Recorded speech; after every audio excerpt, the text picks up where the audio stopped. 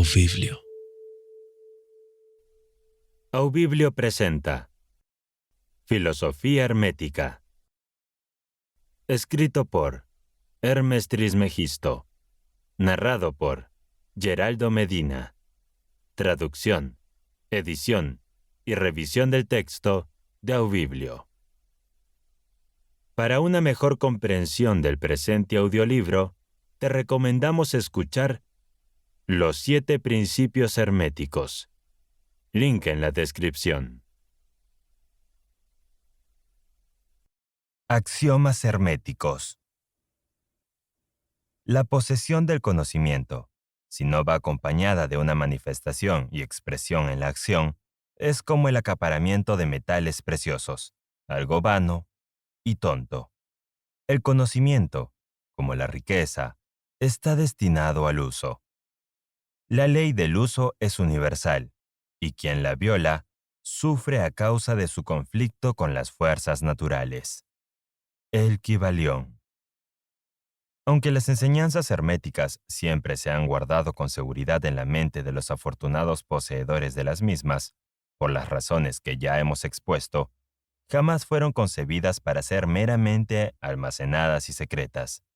La ley del uso está presente en las enseñanzas, como se puede ver en la cita anterior del Kybalión, que la enuncia de manera contundente. El conocimiento sin el uso de la expresión es una cosa vana, y no aporta nada bueno a su poseedor ni a la raza. Ten cuidado con la miseria mental y expresa en acciones todo lo que has aprendido. Estudia los axiomas y los aforismos, pero también practícalos. Damos a continuación algunos de los axiomas herméticos más importantes, extraídos del Kybalión, con algunos comentarios añadidos a cada uno de ellos.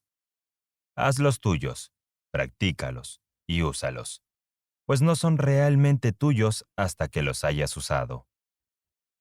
Para cambiar tu estado de ánimo o mental, cambia tu vibración. El Kybalión. Es posible cambiar tus vibraciones mentales mediante un esfuerzo de la voluntad, en la dirección de fijar deliberadamente la atención en un estado más deseable. La voluntad dirige la atención, y la atención cambia la vibración. Si se cultiva el arte de la atención por medio de la voluntad, se habrá resuelto el secreto del dominio de los estados de ánimo y de los estados mentales. Para destruir un índice indeseable de vibración mental, pon en funcionamiento el principio de polaridad y concéntrate en el polo opuesto al que deseas suprimir. Elimina lo indeseable cambiando su polaridad. El Kybalión. Es una de las fórmulas herméticas más importantes. Se basa en verdaderos principios científicos. Te hemos mostrado que un estado mental y su opuesto no son más que los dos polos de una misma cosa, y que mediante la transmutación mental se puede invertir la polaridad. El principio es conocido por los psicólogos modernos, que lo aplican para romper con los hábitos indeseables, pidiendo a sus estudiantes que se concentren en la cualidad opuesta. Si estás poseído por el miedo, no pierdas el tiempo tratando de matar el miedo, sino que cultiva la cualidad del valor, y el miedo desaparecerá. Algunos escritores han expresado esta idea de manera más contundente utilizando la ilustración del cuarto oscuro. No hay que sacar con una pala o barrer la oscuridad, sino que con solo abrir las persianas y dejar entrar la luz, la oscuridad ha desaparecido. A fin de eliminar una cualidad negativa, concéntrate en el polo positivo de esa misma cualidad, y las vibraciones cambiarán gradualmente de negativas a positivas, hasta que finalmente te polarizarás en el polo positivo en lugar del negativo. Lo contrario también es cierto, como muchos han descubierto a su pesar, cuando se han permitido vibrar demasiado constantemente en el polo negativo de las cosas. Si cambias tu polaridad, puedes dominar tus estados de ánimo, cambiar tus estados mentales, rehacer tu disposición y construir tu carácter. Gran parte de la maestría mental de los herméticos avanzados se debe a esta aplicación de la polaridad, que es uno de los aspectos importantes de la transmutación mental. Recuerde el axioma hermético, citado anteriormente, que dice: la mente, al igual que los metales y los elementos, puede transmutarse de estado a estado, de grado a grado, de condición a condición, de polo a polo, de vibración a vibración. El Kybalión. El dominio de la polarización es un dominio de los principios fundamentales de la transmutación mental o de la alquimia mental, pues a menos que uno adquiera el arte de cambiar su propia polaridad, será incapaz de afectar a su entorno. El conocimiento de este principio permitirá cambiar nuestra propia polaridad, así como la de los demás, si se dedicó el tiempo, el cuidado, el estudio y la práctica necesarios para dominar el arte. El principio en cuestión es cierto, pero los resultados obtenidos dependen de la paciencia y la práctica persistentes del estudiante. El ritmo puede ser neutralizado mediante la aplicación del arte de la polarización. El Kybalión. Como ya hemos explicado en los capítulos anteriores, los hermetistas sostienen que el principio del ritmo se manifiesta tanto en el plano mental como en el físico, y que la desconcertante sucesión de estados de ánimo, sentimientos, emociones y otros estados mentales se debe a la oscilación hacia adelante y hacia atrás del péndulo mental, que nos lleva de un extremo al otro del sentimiento. Además, los hermetistas enseñan que la ley de neutralización permite en gran medida superar la operación del ritmo en la conciencia. Tal como hemos explicado, existe un plano superior de conciencia, así como el plano inferior ordinario, y el maestro al elevarse mentalmente al plano superior, provoca que la oscilación del péndulo mental se manifieste en el plano inferior. Y él, morando en su plano superior, escapa a la conciencia de la oscilación hacia atrás. Esto se lleva a cabo polarizando el yo superior y elevando así las vibraciones mentales del ego por encima de los del plano ordinario de conciencia. Es similar al elevarse por encima de una cosa y permitir que pase por debajo de uno. El hermetista avanzado se polariza en el polo positivo de su ser, el polo del yo soy en lugar del polo de la personalidad, y al rechazar y negar la operación del ritmo, logra elevarse por encima del plano de conciencia, y manteniéndose firme en cuanto a su declaración del ser, permite que el péndulo vuelva a oscilar en el plano inferior sin cambiar su polaridad. Esto lo hacen todos los individuos que han alcanzado algún grado de autodominio, comprendan o no la ley. Tales personas simplemente se niegan a permitir que el péndulo del estado de ánimo y la emoción los haga retroceder, al asegurar firmemente la superioridad. Permanecen polarizados en el polo positivo. El maestro, por supuesto, alcanza un grado mucho mayor de destreza, porque comprende la ley que está superando por una ley mayor, y mediante el uso de su voluntad alcanza un grado de aplomo y firmeza mental casi imposible de creer por parte de aquellos que se permiten oscilar hacia adelante y hacia atrás por el péndulo mental de los estados de ánimo y los sentimientos. No obstante, debes recordar siempre que en realidad no destruyes el principio del ritmo, pues este es indestructible. Sencillamente, superas una ley contrabalanceándola con otra, y así mantienes un equilibrio. Las leyes del equilibrio y del contrapeso operan tanto en el plano mental como en el físico, y la comprensión de estas leyes permite pensar que estamos derribando las leyes, cuando solo se está ejerciendo un contrapeso. Biblia 365. Hola, tenemos un nuevo proyecto, Biblia 365. Únete a los millones de lectores de la Biblia alrededor del mundo, con las mejores voces de Aubiblio. En el comienzo de todo, cuando Dios creó los cielos y la tierra estaba desordenada y vacía. Las tinieblas cubrían el abismo. Dejaremos el enlace del canal en la descripción. Únete a esta gran aventura. Nada escapa al principio de causa y efecto, sino que hay muchos planos de causación. Y uno puede utilizar las leyes de los más altos para superar las leyes de los más bajos. El Kybalión. Mediante la comprensión de la práctica de la polarización, los hermetistas se elevan a un plano superior de causación y así contrarrestan las leyes de los planos inferiores de la misma. Al elevarse por encima del plano de las causas ordinarias, se convierten ellos mismos, en cierto grado, en causas en lugar de ser meramente causados. Pudiendo dominar sus propios estados de ánimo y sentimientos, y siendo capaces de neutralizar el ritmo, como ya hemos explicado, son capaces de escapar a una gran parte de las operaciones de causa y efecto en el plano ordinario.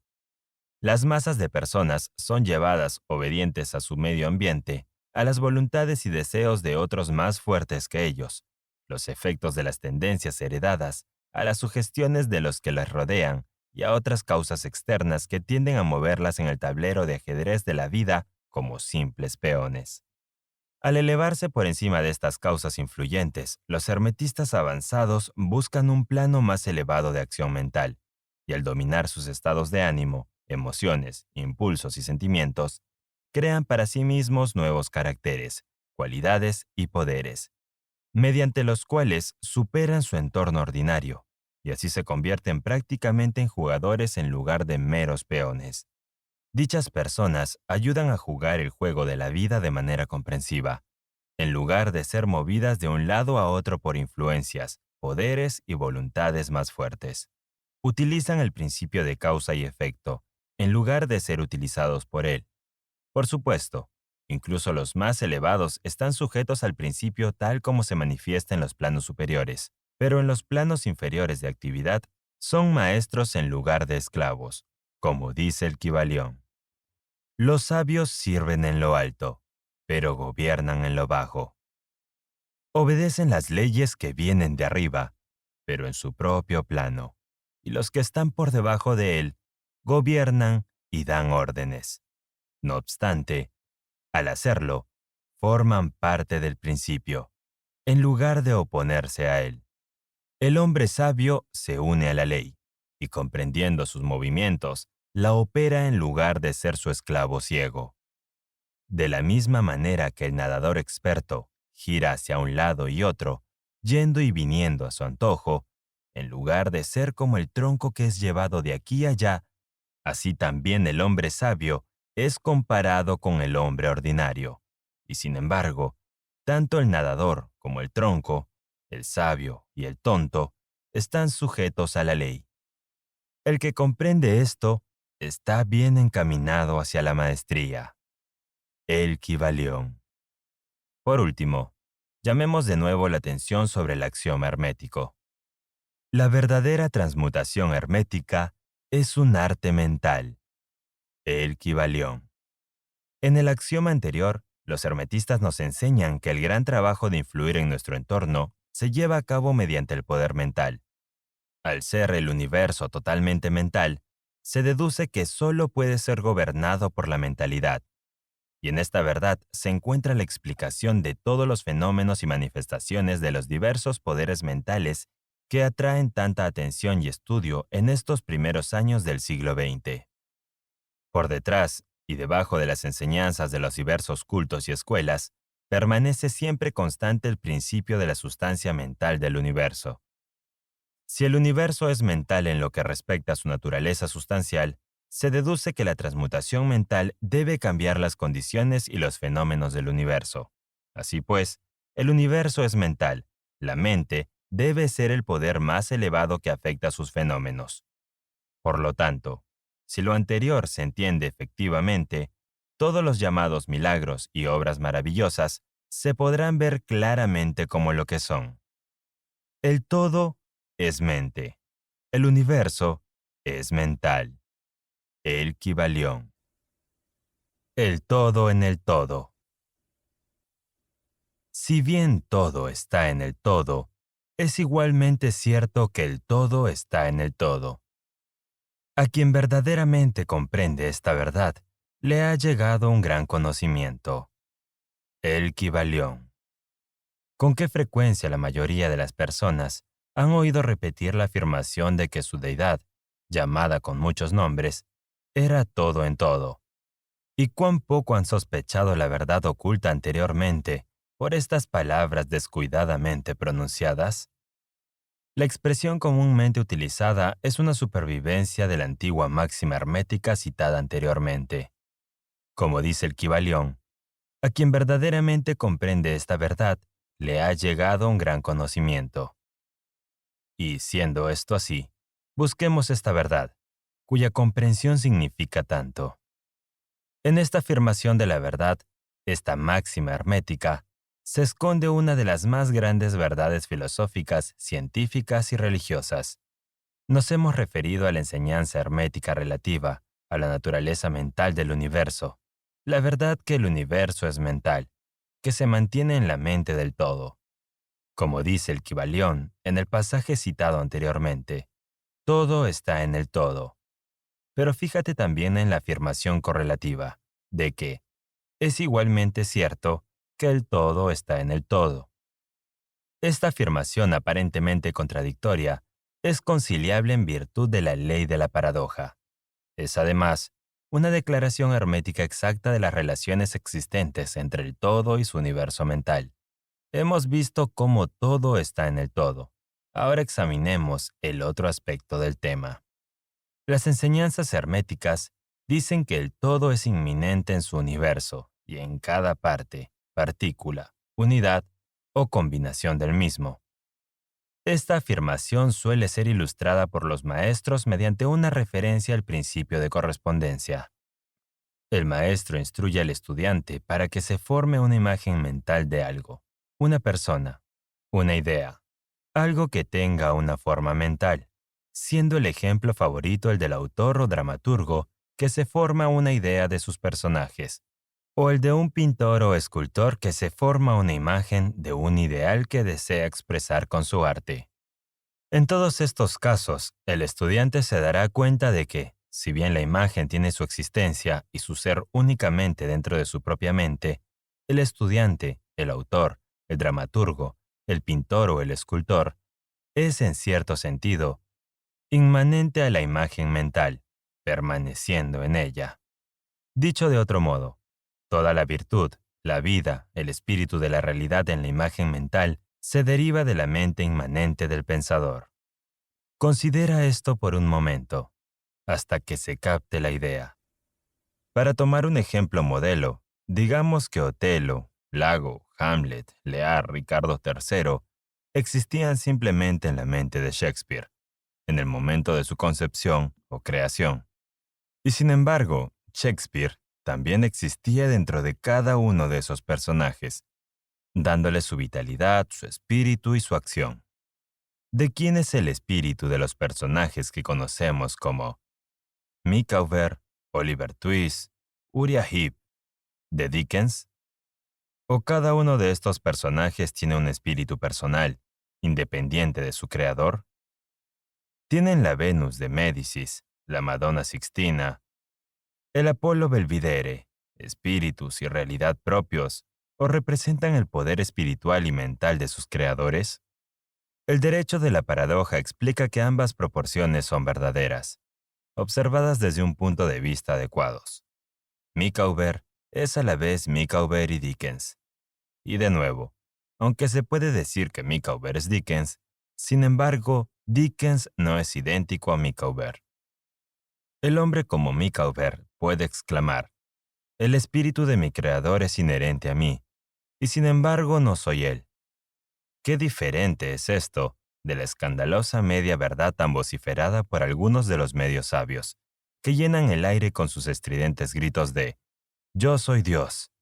Imagina al pobre Micawber, o al taimado Uriah Heep, gritando «Yo soy Dickens», o a alguno de los rastreros en alguna de las obras de Shakespeare, que anuncia elocuentemente que «Yo soy Shakespeare, el todo está en la lombriz». Y sin embargo, la lombriz está lejos de ser el todo. Y todavía queda la maravilla de que, aunque la lombriz de tierra existe simplemente como una cosa humilde, creada, y teniendo su ser únicamente dentro de la mente del todo, sin embargo, el todo es inmanente en la lombriz de tierra y en las partículas que forman a la lombriz de tierra. ¿Puede haber algún misterio más grande que el todo en el todo y el todo en el todo? El estudiante se dará cuenta, por supuesto, de que las ilustraciones dadas anteriormente son necesariamente imperfectas e inadecuadas, pues representan la creación de imágenes mentales en mentes finitas, mientras que el universo es una creación de la mente infinita, y la diferencia entre los dos polos los separa. Y sin embargo, es solo una cuestión de grado. El mismo principio está en funcionamiento. El principio de correspondencia se manifiesta en cada uno. Como es arriba, es abajo. Como es abajo, es arriba. Y en la medida en que el hombre se dé cuenta de la existencia del espíritu residente inmanente en su ser, se elevará en la escala espiritual de la vida. Esto es lo que significa el desarrollo espiritual. El reconocimiento, la realización y la manifestación del espíritu dentro de nosotros. Trata de recordar esta última definición, la del desarrollo espiritual. Contiene la verdad de la verdadera religión. Hay muchos planos del ser, muchos subplanos de vida, muchos grados de existencia en el universo.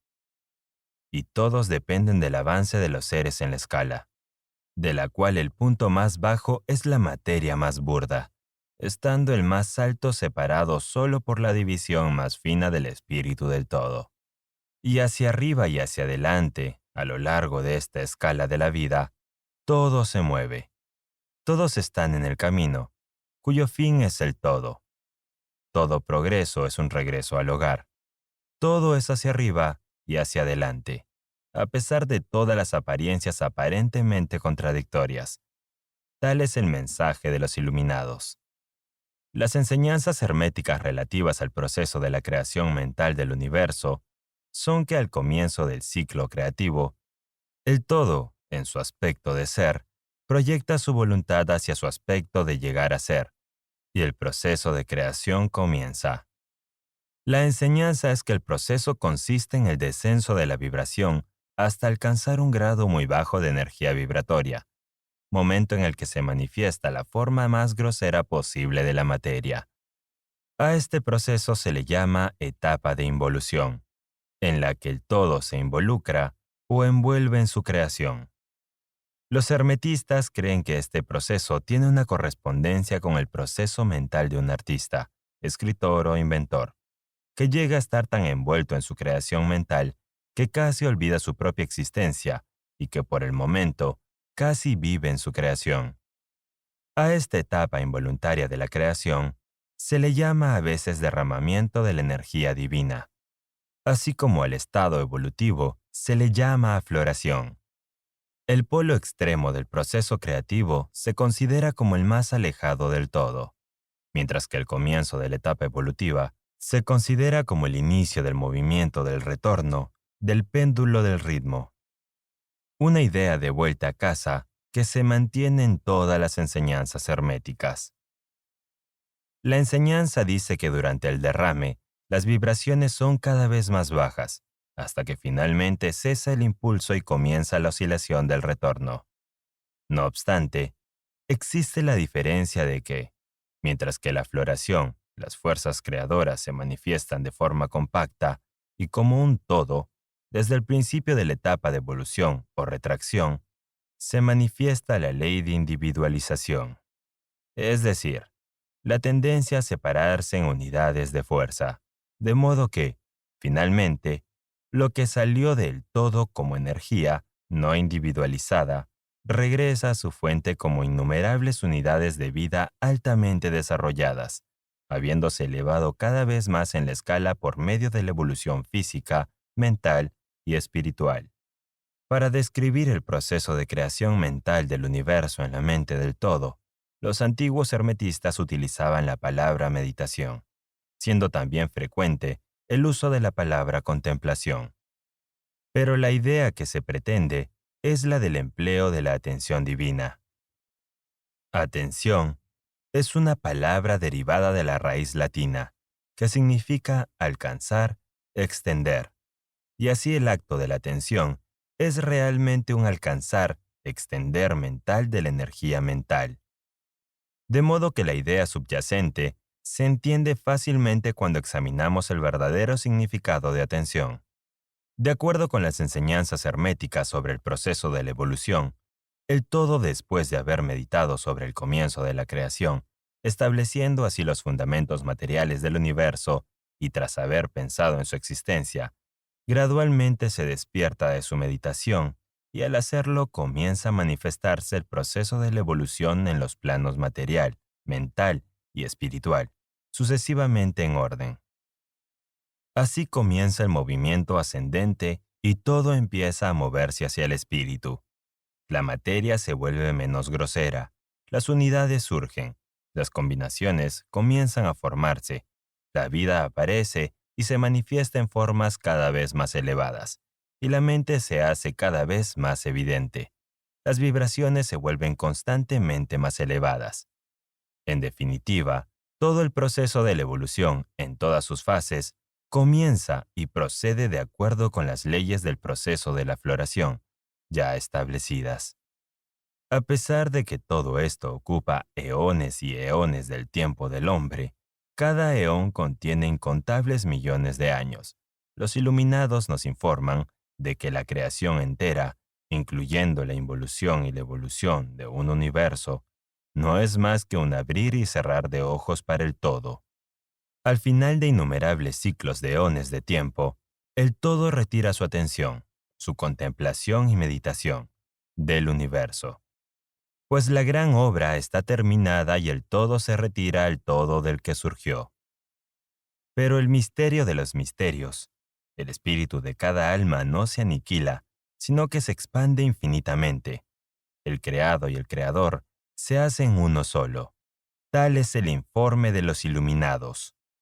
La ilustración anterior de la meditación y el posterior despertar de la meditación del todo no es, por supuesto, más que un intento de los maestros de describir el proceso infinito mediante un ejemplo finito. Y sin embargo, como es abajo, es arriba. La diferencia es solo de grado.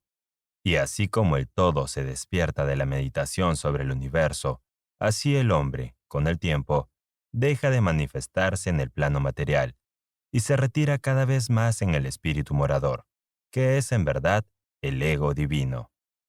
Existe un asunto más del que deseamos hablar en esta lección, y que se acerca mucho a una invasión del campo de la especulación metafísica, aunque nuestro propósito es simplemente mostrar la inutilidad de tal especulación. Nos referimos a la pregunta que inevitablemente viene a la mente de todos los pensadores que se han aventurado a buscar la verdad.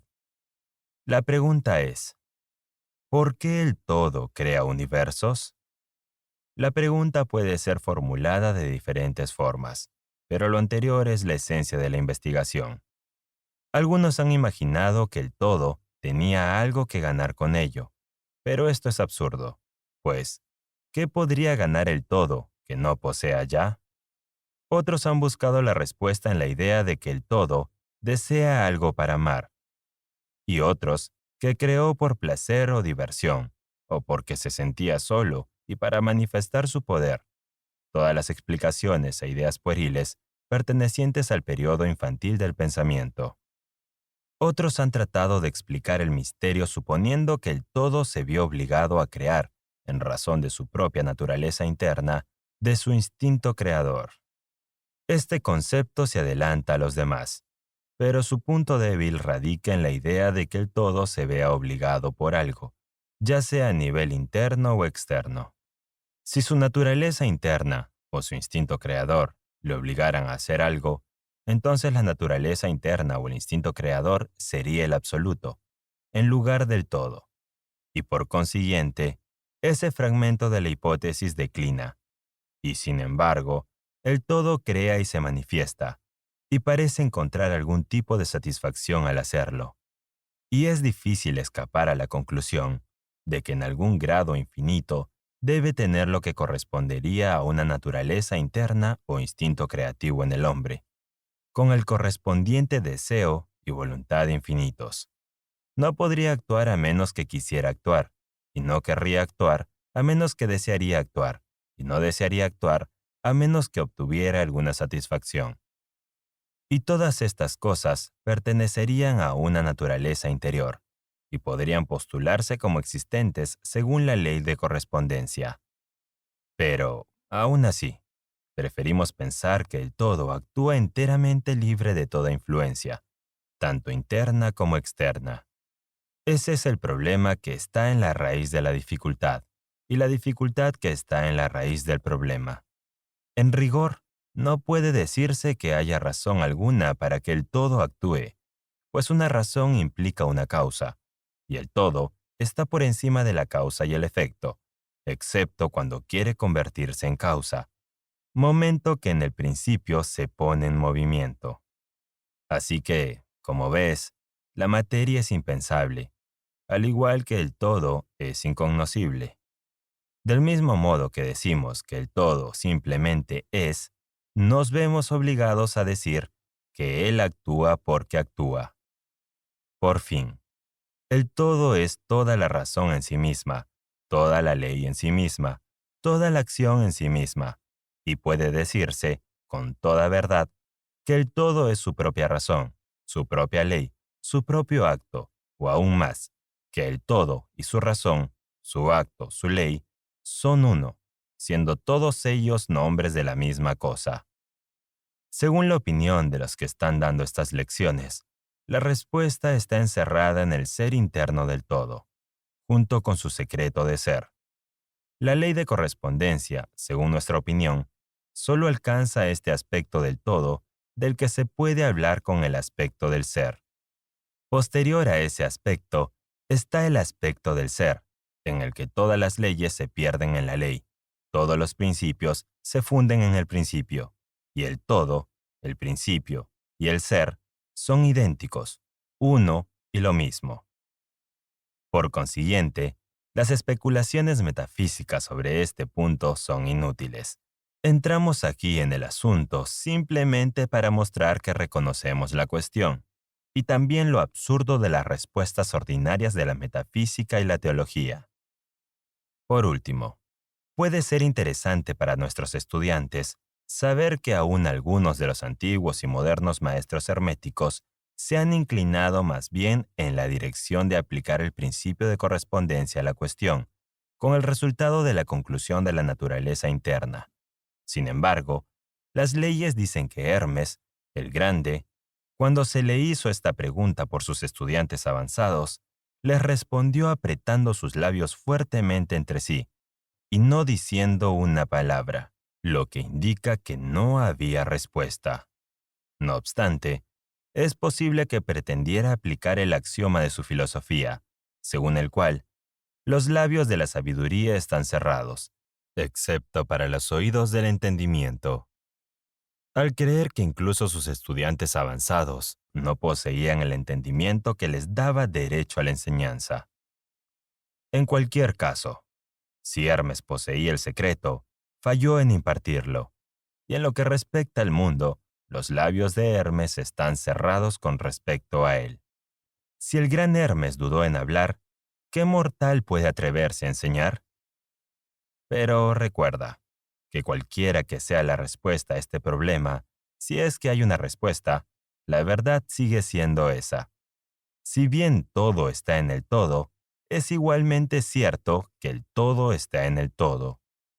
La enseñanza sobre este punto es enfática, y podemos añadir las palabras finales de la cita.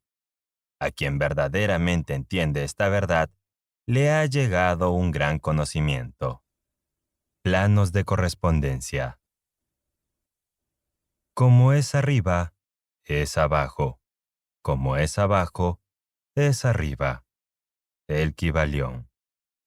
El gran segundo principio hermético encarna la verdad que existe una armonía, concordancia y correspondencia entre los diversos planos de la manifestación, la vida y el ser. Es una verdad porque todo lo que está incluido en el universo emana de la misma fuente, y las mismas leyes, principios y características se aplican a cada unidad, o combinación de unidades, de actividad, ya que cada una manifiesta sus propios fenómenos en su propio plano. A efectos de comodidad de pensamiento y estudio, la filosofía hermética considera que el universo puede dividirse en tres grandes fenómenos, conocidos como los tres grandes planos, como lo son: 1. El gran plano físico. 2. El gran plano mental. 3. El gran plano espiritual. Estas tres divisiones son más o menos artificiales y arbitrarias, porque la verdad es que las tres divisiones no son más que grados ascendentes de la gran escala de la vida, cuyo punto más bajo es la materia indiferenciada, y el más alto el del espíritu. Por otra parte, los diferentes planos se confunden entre sí, de modo que no se puede hacer una división rígida entre los fenómenos superiores del físico o de los inferiores mental, ni entre los superiores del mental y los inferiores del físico. En pocas palabras, los tres grandes planos pueden considerarse como tres grandes grupos de grados de manifestación de la vida. Si bien los propósitos de este pequeño libro no nos permiten entrar en una extensa discusión o explicación del tema de estos diferentes planos, aún así pensamos que es bueno dar una descripción general de los mismos en este punto. Para empezar, podemos considerar la pregunta que tan a menudo se hace el neófito, que desea informarse sobre el significado de la palabra plano, cuyo término ha sido utilizado muy libremente y muy mal explicado a la vez en muchas obras recientes sobre el tema del ocultismo. En general, la cuestión se plantea de la siguiente manera. ¿Es un plano un lugar que tiene dimensiones o es simplemente una condición o estado? Nosotros respondemos, no, no es un lugar, ni una dimensión ordinaria del espacio, y sin embargo, es más que un estado o condición. Se puede considerar como un estado o condición, sin embargo, el estado o condición es un grado de dimensión, en una escala sujeta a la medición. Algo paradójico, ¿no crees? Pero examinemos el asunto. Una dimensión, ya sabes, es una medida en línea recta, relativa a la medida, etc. Las dimensiones ordinarias del espacio son longitud, la anchura y la altura, o quizá la longitud, la anchura, la altura, el grosor o la circunferencia. Pero hay otra dimensión de cosas creadas o medidas en línea recta, conocida por los ocultistas y también por los científicos, aunque a estos últimos no les ha aplicado todavía el término dimensión, y esta nueva dimensión, que por cierto es la tan especulada cuarta dimensión, no es la norma utilizada para determinar los grados o planos. Esta cuarta dimensión puede llamarse la dimensión de la vibración, y es un hecho bien conocido por la ciencia moderna, así como por los hermetistas que han plasmado la verdad en su tercer principio hermético, que todo está en movimiento, todo vibra, nada está en reposo. Desde la más alta manifestación hasta la más baja, todo y todas las cosas vibran. Pero no solo vibran a diferentes ritmos de movimiento, sino también en direcciones y maneras diferentes. Las graduaciones de la tasa de vibración constituyen los grados de medición en la escala de vibraciones, es decir, los grados de la cuarta dimensión. Y estos grados forman lo que los ocultistas llaman planos. Entre más alto sea el grado de la tasa de vibración, más alto será el plano y más alta será la manifestación de la vida que ocupe ese plano. Así, aunque el plano no es un lugar, ni tampoco un estado o condición, posee cualidades comunes a ambos. Tendremos más que decir sobre el tema de la escala de las vibraciones en nuestras próximas lecciones, en las que consideraremos el principio hermético de la vibración. Sin embargo, recuerda que los tres grandes planos no son dimensiones reales de los fenómenos del universo, sino meros términos arbitrarios utilizados por los hermetistas para ayudar al pensamiento y al estudio de diversos grados y formas de la actividad y la vida universal. El átomo de materia, la unidad de fuerza, la mente del hombre y el ser del arcángel no son más que grados en una escala, y todos son fundamentalmente lo mismo. La diferencia entre ellos es únicamente una cuestión de grado y la tasa de vibración. Todos son creación del todo y tienen su existencia únicamente dentro de la mente infinita del todo. Los hermetistas subdividen cada uno de los tres grandes planos en 7 planos menores, y cada uno de estos últimos se subdivide y tiene 7 subplanos, siendo todas las divisiones más o menos arbitrarias, matizadas entre sí y adoptadas meramente por conveniencia del estudio y el pensamiento científico. El gran plano físico, y sus 7 planos menores es aquella división de los fenómenos del universo que incluye todo lo relacionado con la física, o las cosas, fuerzas y manifestaciones materiales. Incluye todas las formas de lo que llamamos materia y todas las formas de lo que llamamos energía o fuerza. Pero hay que recordar que la filosofía hermética no reconoce a la materia como una cosa en sí misma, o como si tuviera una existencia separada incluso de la mente del todo. Lo que se enseña es que la materia no es más que una forma de energía, es decir, una energía bajo un índice de vibraciones de cierto tipo. Por consiguiente, los hermetistas califican la materia bajo el título de energía y le asignan 3 de los 7 planos menores del gran plano físico. Estos 7 planos físicos menores son los siguientes. 1. El plano de la materia A. 2. El plano de la materia B. 3. El plano de la materia C. 4. El plano de la sustancia etérea. 5. El plano de la energía A. 6. El plano de la energía B. 7. El plano de la energía C. El plano de la materia A comprende las formas de la materia en su forma de sólidos, líquidos y gases, tal como se reconoce generalmente en los libros del texto de física. El plano de la materia B comprende ciertas formas superiores y más sutiles de la materia, cuya existencia la ciencia moderna solo reconoce ahora, perteneciendo a los fenómenos de la materia radiante en su fase de radio, etc., a la subdivisión inferior de este plano menor. El plano de la materia C comprende formas de la materia más sutil y tenue, cuya existencia no es conocida por los científicos ordinarios.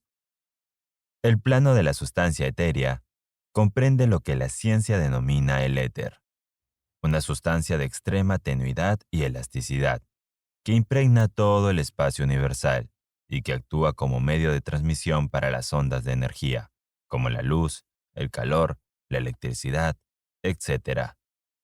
Esta sustancia etérea forma un vínculo de unión entre la materia, así llamada, y la energía, y participa de la naturaleza de cada una de ellas.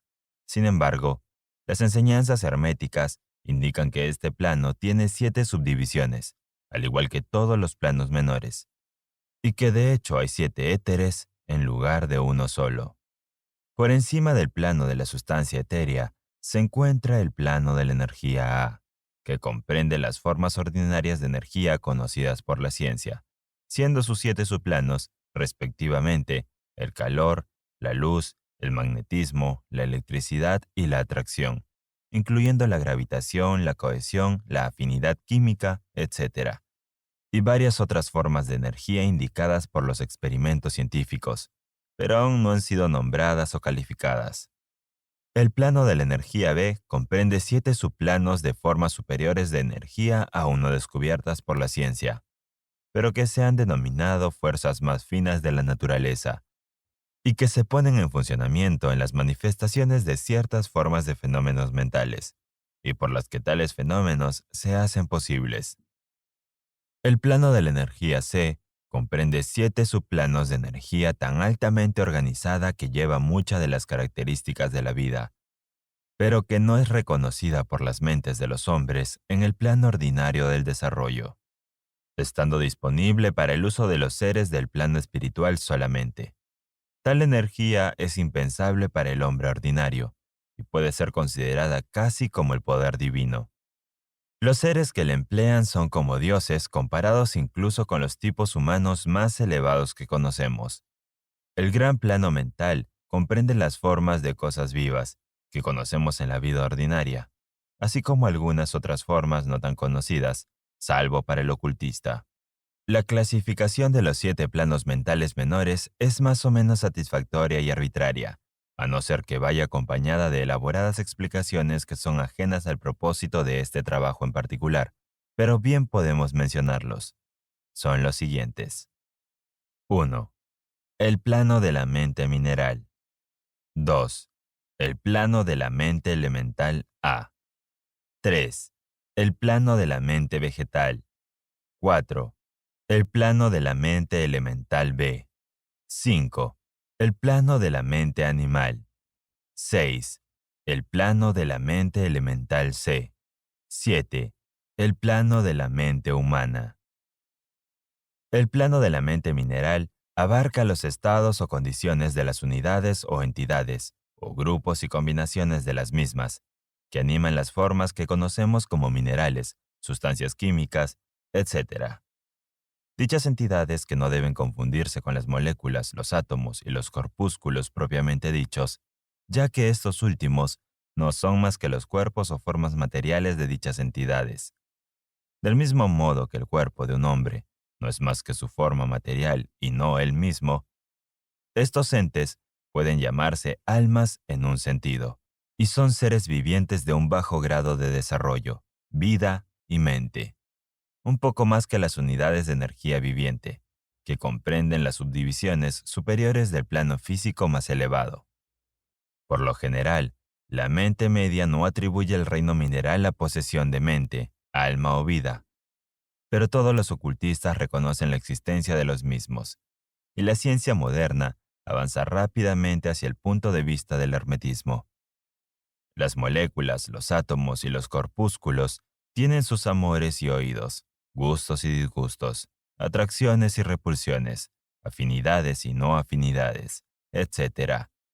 Y algunas de las mentes científicas modernas más atrevidas han expresado la opinión de que el deseo y la voluntad, las emociones y los sentimientos de los átomos solo difieren en grado al de los hombres.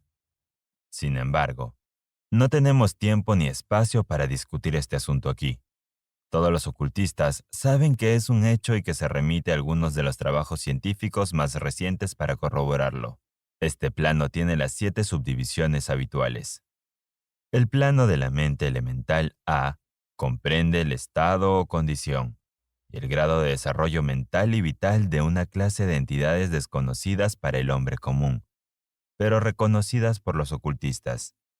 Son invisibles a los sentidos ordinarios del hombre, pero, sin embargo, existen y desempeñan su papel en el drama del universo. La inteligencia de estas entidades se sitúa entre la de las entidades minerales y químicas, por un lado, y de las entidades del reino vegetal, por otro. También hay 7 subdivisiones en este plano. El plano de la mente vegetal, en sus 7 subdivisiones, comprende los estados o condiciones de las entidades que componen los reinos del mundo vegetal, cuyos fenómenos vitales y mentales son muy bien comprendidos por la persona inteligente promedio, habiéndose publicado durante la última década muchos trabajos científicos nuevos e interesantes sobre mente y vida en las plantas. Las plantas tienen vida, mente y alma, al igual que los animales, el hombre y el superhombre. El plano de la mente elemental B comprende en sus 7 subdivisiones los estados y condiciones de una forma superior de entidades elementales o invisibles, que desempeñan su papel en la obra general del universo, cuya mente y vida forman parte de la escala entre el plano de la mente vegetal y el plano de la mente animal, participando las entidades de la naturaleza de ambos. El plano de la mente animal, en sus 7 subdivisiones, comprende los estados y condiciones de las entidades, seres o almas que animan las formas de la vida animal, conocidas por todos nosotros. No es necesario entrar en detalles sobre este reino o plano de vida, pues el mundo animal no es tan familiar como el nuestro. El plano de la mente elemental C, en sus 7 subdivisiones, comprende aquellas entidades o seres invisibles como todas estas formas elementales, que participan de la naturaleza de la vida animal y humana en un grado y en ciertas combinaciones. Las formas más elevadas tienen una inteligencia semihumana. El plano de la mente humana, en sus 7 subdivisiones, comprende aquellas manifestaciones de la vida y de la mentalidad que son comunes al hombre, en sus diversos grados y divisiones. En relación con esto, deseamos señalar el hecho de que el hombre medio de hoy no ocupa más que la 4ª subdivisión del plano de la mente humana, y solo los más inteligentes han cruzado las fronteras de la 5ª subdivisión. La raza ha tardado millones de años en alcanzar esta etapa, y tardará muchos años más en pasar a la sexta y séptima subdivisiones, y más allá.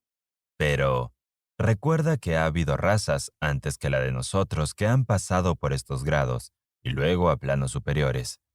Nuestra propia raza es la quinta, con rezagados de la cuarta, que ha pisado el camino. Y luego, hay unas pocas almas avanzadas de nuestra propia raza que han superado a las masas y que han pasado a la sexta y séptima subdivisión. Y algunas pocas están aún más adelante. El hombre de la sexta subdivisión será el superhombre. El de la séptima será el sobrehombre. En nuestra consideración de los 7 planos mentales menores, nos hemos limitado a referirnos a los 3 planos mentales de manera general. No deseamos entrar en detalle en esta obra, pues no pertenece a esta parte de la filosofía general y de las enseñanzas. Pero podemos decir lo siguiente, a fin de dar una idea un poco más clara de las relaciones de estos planos con los más conocidos. Los planos elementales guardan la misma relación con los planos de la mentalidad y vida mineral, vegetal, animal y humana, que las teclas negras del piano con las blancas. Pero hay ciertas escalas, melodías y armonías en las que las teclas negras desempeñan su papel y en las que su presencia es necesaria. También son necesarias como eslabones de conexión de la condición del alma, los estados de la entidad, etc., entre los otros planos, ya que en ellos se alcanzan ciertas formas de desarrollo. Este último hecho da al escucha que puede escuchar entre líneas una nueva luz sobre los procesos de la evolución y una nueva llave para la puerta secreta de los saltos de la vida entre el reino y el reino. Los grandes reinos de los elementales son plenamente reconocidos por todos los ocultistas, y los escritos esotéricos están llenos de menciones al respecto. Los lectores de Sanón y de Buller y de cuentos similares reconocerán las entidades que habitan en estos planos de vida. Pasando del gran plano mental al gran plano espiritual, ¿qué diremos? ¿Cómo podemos explicar estos estados superiores del ser, de la vida y de la mente, a mentes todavía incapaces de captar y comprender las subdivisiones superiores del plano de la mente humana? La tarea es imposible. Solamente podemos hablar en los términos más generales. ¿Cómo se puede describir la luz de un hombre que ha nacido ciego? ¿Cómo se puede describir el azúcar a un hombre que nunca ha probado nada dulce? ¿Cómo se puede explicar la armonía a uno que ha nacido sordo? Todo lo que podemos decir es que los 7 planos menores del gran plano espiritual, cada plano menor tiene sus 7 subdivisiones, comprenden seres que poseen una vida, una mente y una forma tan superiores a la del hombre de hoy, así como éste está tan por encima de la lombriz de tierra, del mineral o incluso de ciertas formas de energía o materia. La vida de estos seres trasciende tanto la nuestra que no podemos ni siquiera pensar en los detalles de su existencia. Sus mentes trascienden tanto las nuestras que para ellos apenas parecemos pensar, y nuestros procesos mentales parecen casi semejantes a los procesos materiales. La materia de que están compuestas, sus formas, es de los más altos planos de la materia. Es más, se dice que están vestidos de energía pura. ¿Qué se puede decir de tales seres? En los 7 planos menores, del gran plano espiritual, existen seres de los que podemos hablar como ángeles, arcángeles, semidioses. En los planos menores inferiores habitan esas grandes almas que llamamos maestros y adeptos. Por encima de ellos vienen las grandes jerarquías de las huestes angelicales, impensables para el hombre, y por encima de ellas vienen aquellos que pueden ser llamados sin irreverencia los dioses, tan elevados en la escala del ser, siendo su ser, inteligencia y poder semejantes a los atribuidos por las razas de los hombres a sus concepciones de la deidad. Estos seres están más allá incluso de los más altos vuelos de la imaginación humana, siendo la palabra divino la única aplicable a ellos. Muchos de estos seres, así como las huestes angelicales, tienen el mayor interés en los asuntos del universo y desempeñan un rol importante en sus cuestiones. Estas divinidades invisibles y ayudantes angélicos extienden su influencia libre y poderosamente en el proceso de la evolución y el progreso cósmico. Su intervención y asistencia ocasional en los asuntos humanos han dado lugar a las numerosas leyendas, creencias, religiones y tradiciones de la raza, pasadas y presentes. Han superpuesto su conocimiento y poder sobre el mundo, una y otra vez, todo bajo la ley del todo, por supuesto. Con todo, incluso los más elevados de estos seres avanzados existen meramente como creaciones de y en la mente del todo, y están sujetos a los procesos cósmicos y a las leyes universales. Ellos siguen siendo mortales. Podemos llamarlos dioses, si queremos, pero siguen siendo los hermanos mayores de la raza, las almas avanzadas que han superado a sus hermanos, por lo que han renunciado al éxtasis de la absorción por el todo, para ayudar a la raza en su viaje ascendente a lo largo del camino. Pero pertenecen al universo, están sujetos a sus condiciones, son mortales, y su plano está por debajo del espíritu absoluto. Únicamente los hermetistas más avanzados son capaces de captar las enseñanzas internas sobre el estado de la existencia y los poderes que se manifiestan en los planos espirituales. Los fenómenos son tan superiores a los de los planos mentales que el intento de describirlos daría lugar a una confusión de ideas. Únicamente aquellos cuyas mentes han sido cuidadosamente adiestradas en la línea de la filosofía hermética durante años, sí, aquellos que han traído consigo de otras encarnaciones el conocimiento adquirido anteriormente, pueden comprender lo que significa la enseñanza relativa a estos planos espirituales. Además, los hermetistas consideran que gran parte de estas enseñanzas internas son demasiado sagradas, importantes, incluso peligrosas para la opinión pública. El estudiante inteligente puede reconocer lo que queremos decir con esto cuando afirmamos que el significado de espíritu, tal como lo utilizan los hermetistas, es similar al poder viviente, fuerza animada, esencia interna, esencia de la vida, etc., cuyo significado no debe confundirse con el que se emplea habitual y comúnmente en relación con el término, es decir, religioso, eclesiástico, espiritual, etéreo, santo, etcétera, etcétera. Los ocultistas utilizan la palabra espíritu en el sentido de principio animador, llevando consigo la idea de poder, energía viva, fuerza mística, etcétera. Y los ocultistas saben que lo que se conoce como poder espiritual se puede utilizar tanto para fines malos como buenos, de acuerdo con el principio de polaridad, hecho que ha sido reconocido por la mayoría de las religiones, en sus concepciones de Satanás, Belcebú, el diablo, Lucifer, los ángeles caídos, etc. Así pues, el conocimiento de estos planos ha sido guardado en el Santo de los Santos en todas las fraternidades esotéricas y órdenes ocultas, en la cámara secreta del templo. Ahora bien, puede decirse aquí que los que han alcanzado elevados poderes espirituales y han hecho mal uso de ellos, les espera un destino terrible, y la oscilación del péndulo del ritmo los hará retroceder inevitablemente hasta el extremo más lejano de la existencia material, de donde se deberán volver sus pasos hacia el espíritu, a lo largo de las fatigosas vueltas del sendero, aunque con la tortura añadida que consiste en tener siempre consigo el recuerdo persistente de las alturas de las que cayeron debido a sus malas acciones. Como todos los ocultistas avanzados saben, las leyendas de los ángeles caídos se basan en hechos reales. La lucha por el poder egoísta en los planos espirituales tiene como resultado inevitable que el alma egoísta pierda su equilibrio espiritual y retroceda tanto como se había elevado anteriormente.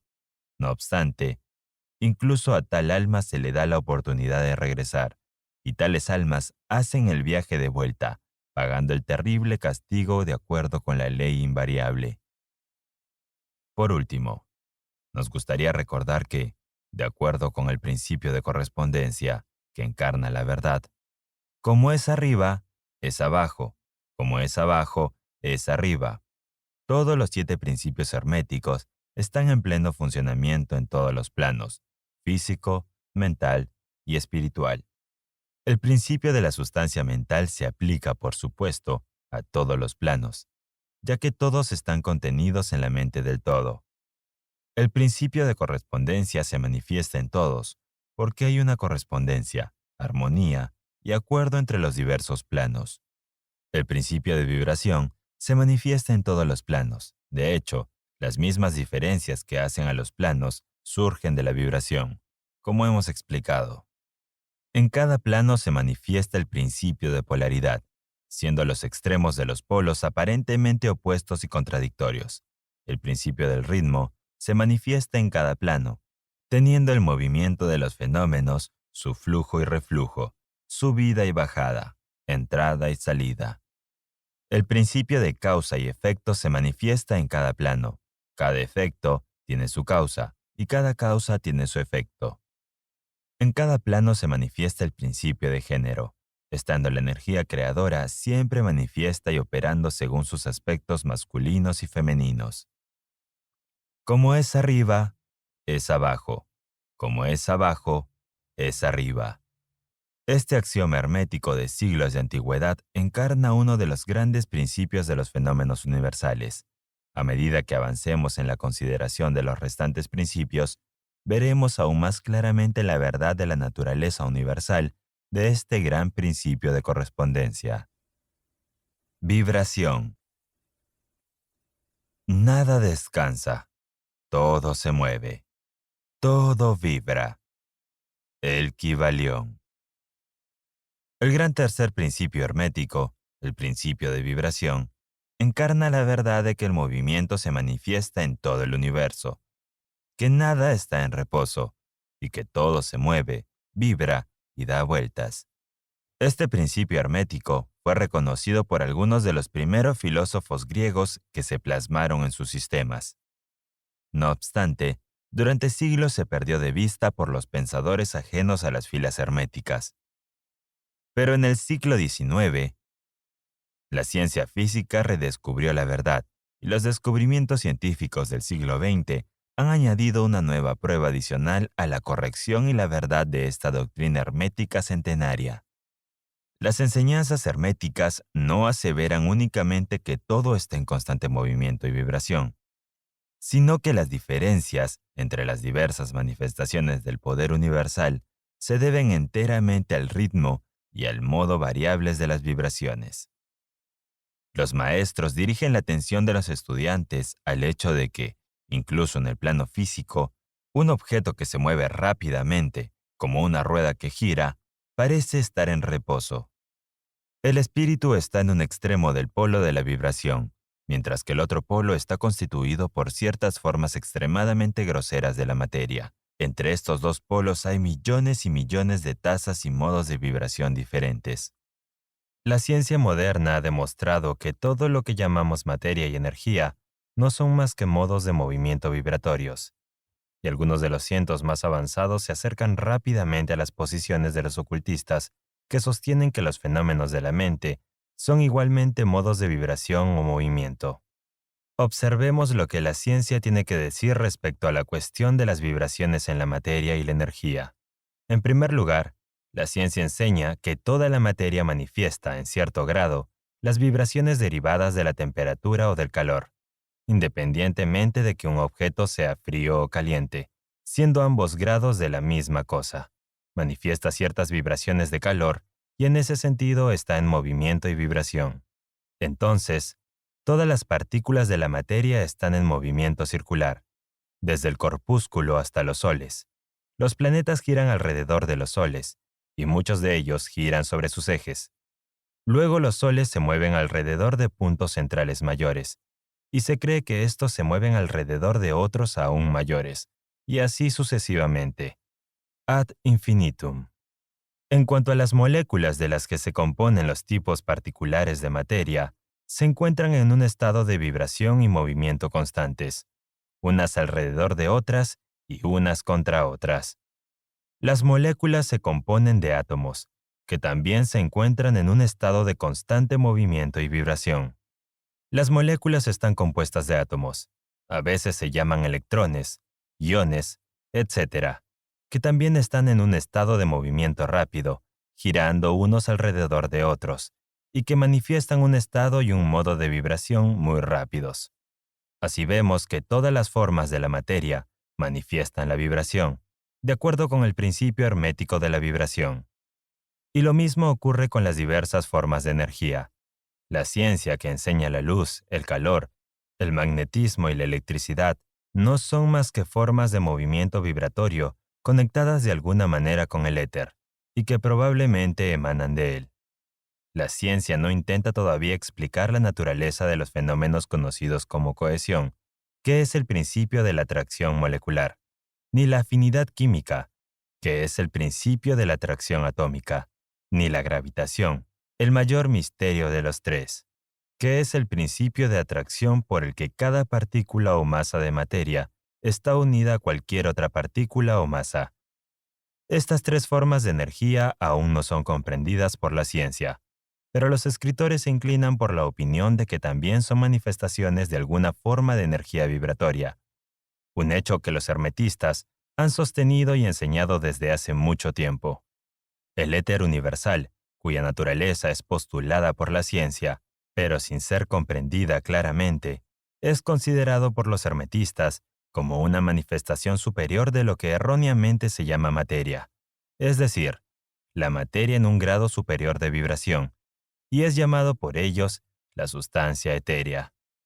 La enseñanza de los hermetistas es que esta sustancia etérea es de extrema tenuidad y elasticidad, e impregna el espacio universal, sirviendo de medio de transmisión de las ondas de energía vibratoria, tales como el calor, la luz, la electricidad, el magnetismo, etc. La enseñanza es que la sustancia etérea es un eslabón de conexión entre las formas de energía vibratoria conocidas como materia por un lado y energía o fuerza por el otro, y también que manifiesta un grado de vibración, en ritmo y modo, totalmente propio. Los científicos han ofrecido la ilustración de una rueda, tapa o cilindro que se mueve rápidamente, para mostrar los efectos de las tasas crecientes de vibración. La ilustración supone una rueda, una tapa o un cilindro que gira a baja velocidad. A continuación, para seguir la ilustración, llamaremos a esta cosa que gira el objeto. Supongamos que el objeto se mueve lentamente. Esto puede ser visto fácilmente, pero ningún sonido de su movimiento llega al oído. La velocidad aumenta gradualmente. En unos momentos, su movimiento se vuelve tan rápido que se puede escuchar un gruñido profundo o una nota baja. Entonces, a medida que se aumenta la velocidad, la nota se eleva en una escala musical. Luego, al aumentar aún más el movimiento, se distingue la siguiente nota más alta. A continuación, una tras otra aparecen todas las notas de la escala musical, subiendo cada vez más a medida que se aumenta el movimiento. Por último, cuando los movimientos han alcanzado una cierta velocidad, se llega a la última nota perceptible para el oído humano, y el chillido agudo y desgarrador se apaga y hace silencio. No se escucha ningún sonido del objeto que gira, ya que la velocidad del movimiento es tan alta que el oído humano no puede registrar vibraciones. Entonces se percibe el aumento de los grados de color. Al cabo de un rato, el ojo percibe que el objeto se vuelve de un color rojizo oscuro y apagado. Conforme aumenta la velocidad, el rojo se vuelve más brillante. Luego, al aumentar la velocidad, el rojo se funde en un naranja. A continuación, el naranja se funde en un amarillo. Luego siguen sucesivamente las tonalidades de verde, azul, índigo y finalmente violeta a medida de que aumenta la velocidad. Luego el violeta se desvanece y todo el color desaparece. El ojo humano no es capaz de registrarlo. No obstante, hay rayos invisibles que emanan del objeto que gira. Los rayos que se utilizan en la fotografía y otros rayos son de luz sutiles. Entonces comienzan a manifestarse los rayos peculiares conocidos como los rayos X, etc., a medida que cambia la constitución del objeto. La electricidad y el magnetismo se emiten cuando se alcanza el índice de vibración adecuado. Si el objeto alcanza una determinada velocidad de vibración, sus moléculas se desintegran y se resuelven en los elementos o átomos originales. Luego los átomos siguen el principio de vibración. Se separan en los innumerables corpúsculos que lo componen. Y por último, Incluso los corpúsculos desaparecen y puede decirse que el objeto está compuesto de la sustancia etérea. Aunque la ciencia no se atreve a seguir la ilustración, los hermetistas enseñan que si las vibraciones aumentan continuamente, el objeto ascendería por los sucesivos estados de manifestación y expondría a su vez los diversos estadios mentales, y luego hacia el espíritu, hasta que finalmente volvería a entrar en el todo, que es el espíritu absoluto. El objeto, sin embargo, habría dejado de ser un objeto mucho antes de alcanzar la etapa de la sustancia etérea. Pero, por otra parte, la ilustración es correcta en la medida en que se muestra el efecto del aumento constante de los índices y modos de vibración. Es preciso recordar, en la ilustración anterior, que en las etapas en las que el objeto emite vibraciones de luz, calor, etc., no se resuelve realmente en esas formas de energía, que están mucho más arriba en la escala, sino que simplemente alcanza un grado de vibración en el que esas formas de energía se liberan, en cierto modo, de las influencias confiantes de sus moléculas, átomos, corpúsculos, según sea el caso. Dichas formas de energía, aunque sean mucho más elevadas en la escala que la materia, están aprisionadas y confinadas en las combinaciones materiales, debido a que las energías se manifiestan a través de formas materiales y las utilizan, pero se enredan y confinan en sus creaciones de formas materiales, lo que en cierta medida es cierto en todas las creaciones, ya que la fuerza creadora se ve envuelta en su creación. Pero las enseñanzas herméticas van mucho más allá que la ciencia moderna. Ellas enseñan que toda manifestación del pensamiento, de la emoción, de la razón, de la voluntad o del deseo o de cualquier estado o condición mental, va acompañada de vibraciones, una parte de las cuales se desprende y que tiende a afectar la mente de otras personas por inducción. Tal es este principio que produce los fenómenos de la telepatía, la influencia mental y otras formas de la acción, y el poder de la mente sobre la mente, con las que el público en general se está familiarizando rápidamente, debido a la amplia difusión del conocimiento oculto por las diversas escuelas, cultos y maestros a lo largo de estas materias en este momento. Todos los pensamientos, emociones o estados mentales tienen su correspondiente tasa y modo de vibración, y mediante un esfuerzo de la voluntad de la persona o de otras personas, estos estados mentales pueden ser reproducidos. Al igual que un tono musical puede ser reproducido haciendo que un instrumento vibre a un determinado ritmo, al igual que el color puede ser reproducido de la misma manera. Gracias al conocimiento del principio de vibración, aplicado a los fenómenos mentales, uno puede polarizar su mente en cualquier grado que desee, obteniendo así un perfecto control sobre sus estados mentales, estados de ánimo, etc. Del mismo modo puede afectar a las mentes de los demás, reproduciendo en ellos los estados mentales deseados. En pocas palabras, podrá producir en el plano mental lo que la ciencia produce en el plano físico, es decir, vibraciones a voluntad. Este poder, por supuesto, solo puede adquirirse mediante la debida instrucción, ejercicios, práctica, etc., siendo la ciencia de la transmutación mental una de las ramas del arte hermético.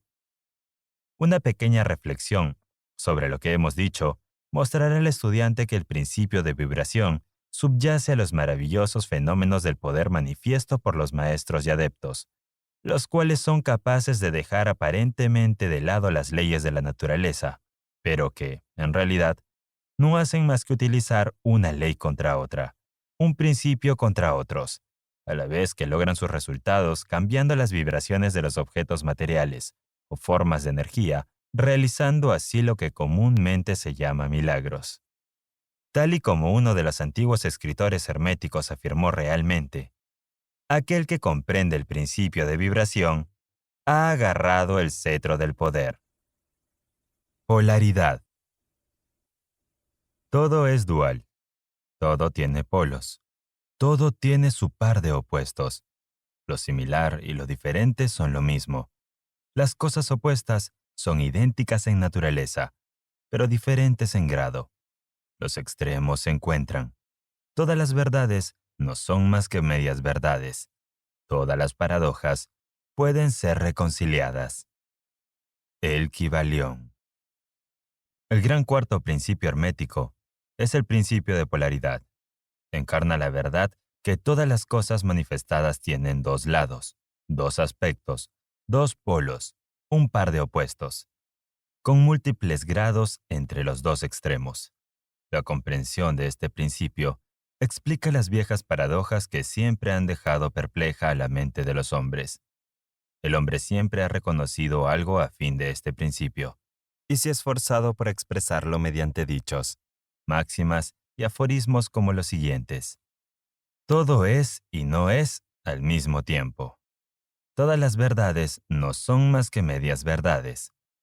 Toda verdad es medio falsa. Todo tiene dos caras. Todo escudo tiene su reverso, etcétera, etcétera. Las enseñanzas herméticas se dice que aparentemente la diferencia entre las cosas opuestas, diametralmente, es solo una cuestión de grado. Enseña que los pares opuestos pueden ser reconciliados y que la tesis y la antítesis son idénticas en naturaleza, pero diferentes en grado, y que la reconciliación universal de los opuestos se efectúa mediante el reconocimiento de este principio de polaridad. Estos maestros afirman que se puede obtener ilustraciones de este principio por todas partes, y desde el examen de la naturaleza real de cualquier cosa. Comienza mostrando que el espíritu y la materia no son más que los dos polos de la misma cosa, siendo los planos meramente intermediarios de grados vibratorios. Demuestran que el todo y los muchos son lo mismo, siendo la diferencia una mera cuestión de grado de manifestación mental. Así, la ley y las leyes son los dos polos opuestos de una misma cosa. Del mismo modo, el principio y los principios. Mente infinita y mentes finitas. Luego, pasando por el plano físico, ilustran el principio mostrando que el calor y el frío son idénticos en la naturaleza, siendo las diferencias una mera cuestión de grados. El termómetro muestra muchos grados de temperatura. El polo más bajo se llama frío y el más alto calor. Entre estos dos polos hay muchos grados de calor o frío. Llámalos de cualquier manera y estarás igualmente en lo cierto. El más alto de los dos grados es siempre más caliente, mientras que el más bajo es siempre más frío. No hay ninguna norma absoluta. Todo es cuestión de grado. No hay un lugar en el termómetro donde cesa el calor y comienza el frío. Todo es una cuestión de vibraciones más altas o más bajas. Los mismos términos, alto y bajo, que nos vemos obligados a utilizar, no son más que polos de la misma cosa, y los términos son relativos. Así ocurre con Oriente y Occidente. Si se recorre el mundo en dirección este, se llega a un punto que se denomina oeste en el punto de partida, y se regresa desde ese punto hacia el oeste. Viaja lo suficientemente lejos hacia el norte, y te encontrarás viajando hacia el sur, o viceversa. Tanto la luz como la oscuridad son polos de la misma cosa, con muchos grados entre ellos. La escala musical es la misma. Comenzando por el do, te mueves hacia arriba hasta llegar al otro do, y sucesivamente, siendo las diferencias entre los dos extremos del tablero las mismas, con muchos grados entre los dos extremos. En cuanto a la escala de colores, la única diferencia entre el violeta alto y el rojo bajo es que las vibraciones son más altas y más bajas. Lo grande y lo pequeño son relativos. También lo son el ruido y el silencio. Lo duro y lo suave siguen la regla. Lo mismo ocurre con lo agudo y lo grave. Positivo y negativo son dos polos de la misma cosa, con innumerables grados entre ellos. El bien y el mal no son absolutos. Llamamos bueno a un extremo de la escala y malo al otro, o bueno a un extremo y malo al otro según el uso de los términos. Algo es menos bueno que lo que está más arriba en la escala, pero ese algo menos bueno, a su vez, es más bueno que lo que está más abajo, y así sucesivamente. El más o menos está regulado por la posición en la escala. Así ocurre en el plano mental. El amor y el odio se consideran generalmente como cosas diametralmente opuestas entre sí, completamente diferentes, irreconciliables. Sin embargo, si aplicamos el principio de polaridad, descubriremos que no existe el amor absoluto ni el odio absoluto, distinguidos el uno del otro. Los dos son simplemente términos aplicados a los dos polos de la misma cosa. Partiendo de cualquier punto de la escala, encontramos más amor o menos odio, a medida que ascendemos en la escala, y más odio o menos amor a medida que descendemos, siendo esto cierto sin importar desde qué punto alto o bajo podamos comenzar.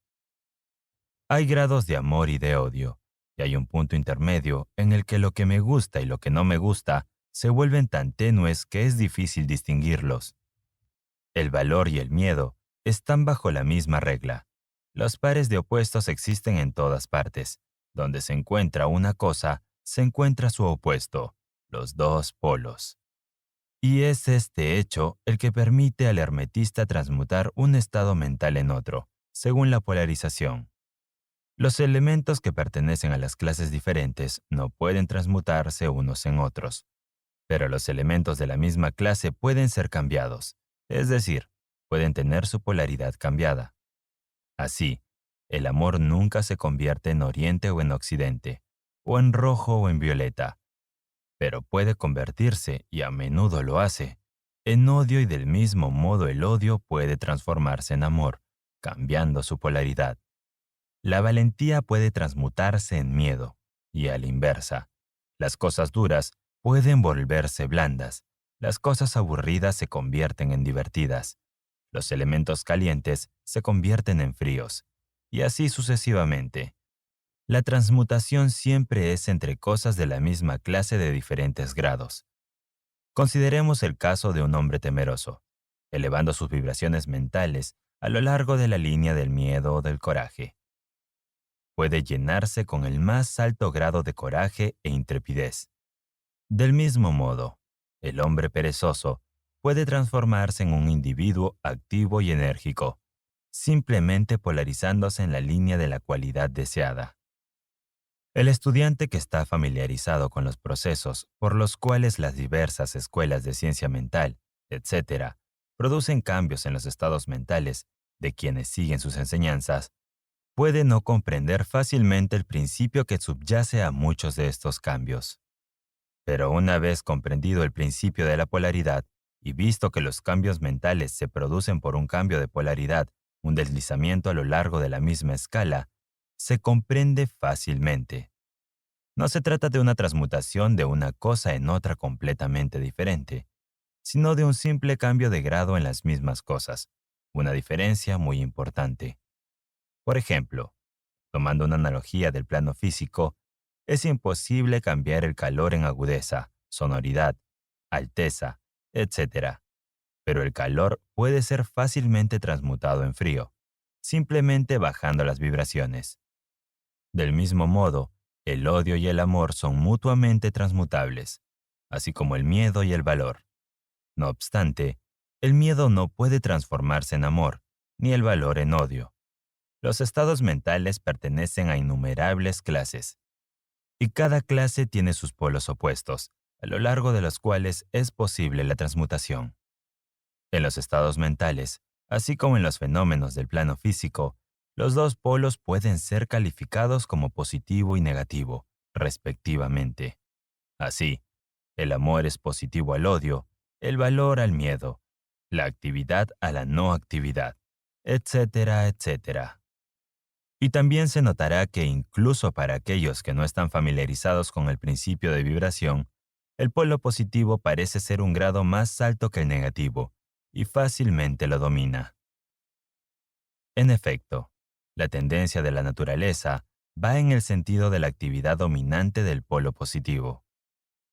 Aparte del cambio de los polos de los propios estados mentales por la operación del arte de la polarización, el fenómeno de la influencia mental en sus múltiples fases nos muestra que el principio puede extenderse hasta abarcar los fenómenos de la influencia de una mente sobre la de otra, de la que tanto se ha escrito y enseñado en los últimos años. Si se comprende que la inducción mental es posible, es decir, que los estados mentales pueden ser producidos por inducción de otros, entonces podemos ver fácilmente cómo una cierta tasa de vibración o la polarización de un determinado estado mental puede ser comunicada a otra persona, y su polaridad en esa clase de estados mentales así cambiada. De acuerdo con este principio, se obtienen los resultados de muchos de los tratamientos mentales. Por ejemplo, una persona está melancólica y llena de miedo.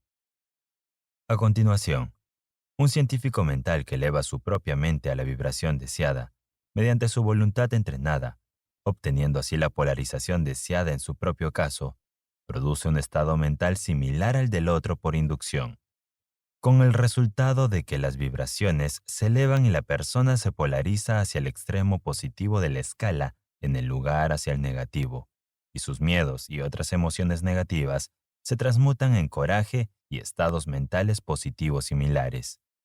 Un poco de estudio demostrará que estos cambios mentales son casi todos a lo largo de la línea de polarización. El cambio de grado es más que de tipo. El conocimiento de la existencia de este gran principio hermético permitirá al estudiante comprender mejor sus propios estados mentales y de las otras personas.